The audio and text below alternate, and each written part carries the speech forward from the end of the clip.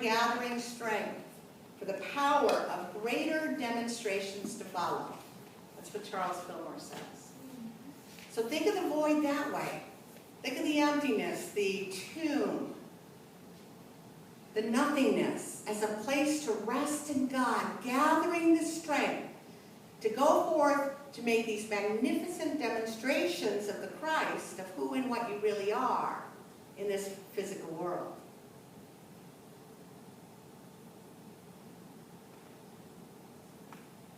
When will these greater demonstrations follow? In the new beginning, folks, the next stage. But we must first enter into rest and be in the void. When we're in the void, we're resting in God and in the kingdom of God. And the kingdom of God is resting in the higher state of consciousness. You know, it is hard. It's hard for us to be there. And I speak from experience. I'm sure many of us have had our void experiences, but one that stands out particularly for me was when I left the Unity Church I was at in New Jersey back in March of 2005, and I came back to Massachusetts to take care of my mom and dad. And all of a sudden, I was in this situation where everything I had worked my whole life to be the minister, was no longer there for me. And so I was immediately in this place of nothingness, emptiness, wilderness, not knowing if and when the new beginning would even happen. I mean, the new beginning was being a caretaker for my elderly parents. But that wasn't something that really came to me by choice.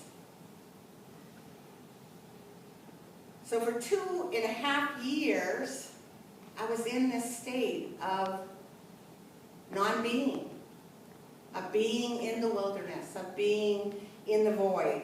And it wasn't easy to be in that place that length of time, but I want to let you know that, thank God through my training at Unity, I didn't rush into the new beginning.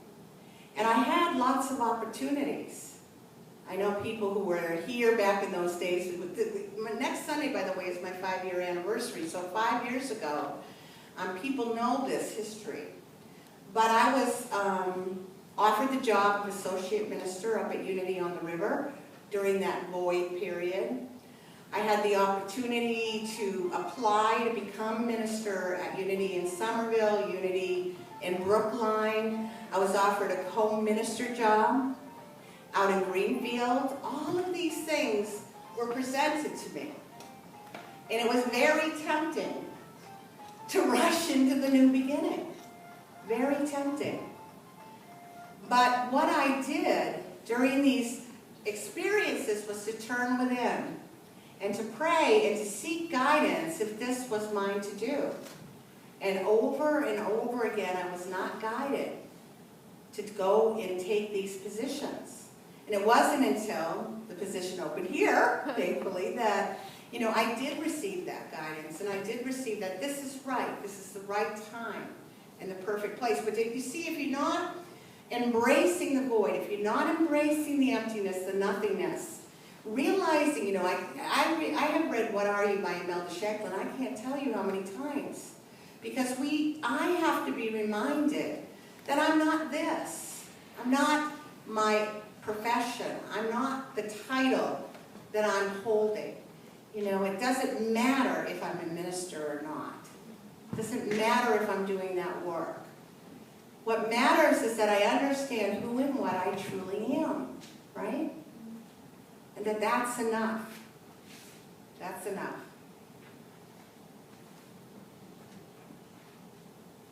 So Robert Brummett, in his book, gives us 9 suggestions about what to do while we're in the void. Because we got to do something, right? We really don't. My one suggestion would be just go and zen out in meditation. That is one of his suggestions. Now, I'm not going to tell you 9 suggestions because it's like, oh my God, this will never end. I'm going to highlight 3 for you. I can go on and on. What time is it? It's already 11. It reminds me of this cute story. There was a minister who said, I don't mind if a congregant looks at his watch while I'm talking, but it really bothers me when he puts it up too to his ear. To see if it's still working, you know. But seriously, what can help us? What can help us in this void period? First, Robert Brown tells us to pray and meditate. Pray and meditate. Every time I got a new job offer, that's what I was doing, remember? Taking it into prayer. Taking into prayer. Charles Roth, a well-known Unity minister, wrote in his book, A New Way of Thinking, we can enter, enjoy, and express the kingdom of God. What's the kingdom of God? A state of consciousness. With all its power and wisdom through an experience called meditation. Outer kingdoms will continue to come and go. Hold power and lose it. But the kingdom of God, that state of consciousness, is forever. And we must at some time, Charles Ross says, realize who we truly are. You and I need to pray and meditate to know who we truly are. Second suggestion, Robert encourages us to develop a support system. You know, it can be anybody, your friends, your family, your church, a support group. You don't have to be alone when you're in the wilderness. Even Jesus had his angels waiting on him. You know, I've had many, many support systems, my friends, to help me through the void experiences in my life. And finally, the third suggestion. Robert suggests that we create some type of ritual. A ritual that will symbolize our passage from the old life into the new life. And I think rituals can best be expressed through our creative juices. You know, maybe you're an artist, like Amina. Maybe you're a writer, like me. Maybe you can do it through music, like Rachel, or art of any form. You know, I've written much during my wilderness experiences. I've written about the past, I write about the present, I write about the future. But it's the words of a much greater author than I that I'd like to share with you this morning as I end. It's words written for people specifically facing the ending and entering the void. This truly was written for this type of transition. It's words of encouragement that no matter how lost we might feel, loss of self, loss of identity, loss of meaning, no matter how great the unknown, what I am, where I'm going, where I'm meant to be, we're never separate from that one presence and that one power, God. It's the greatest psalm ever written. Do you know what it is? Psalm 23. So I want you to listen to it as a person hearing it, not at a funeral service. As a person hearing it for the very first time, a person hearing it from that place of wilderness, that place of being in the void.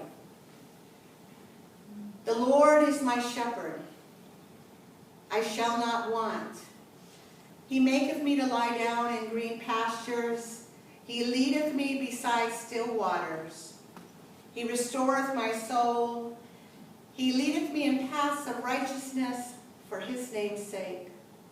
Yea, though I walk through the valley of the shadow of death, I will fear no evil, for thou art with me. Thy rod and thy staff, they comfort me.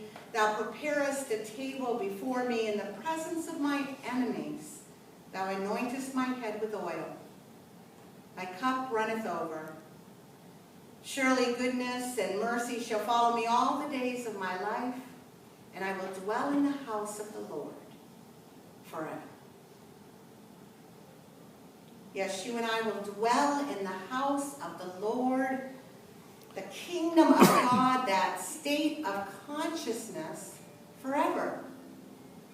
So let us enter the void with prayer, with support, with creativity, knowing that God is with us every step of the way, and there's nothing to fear.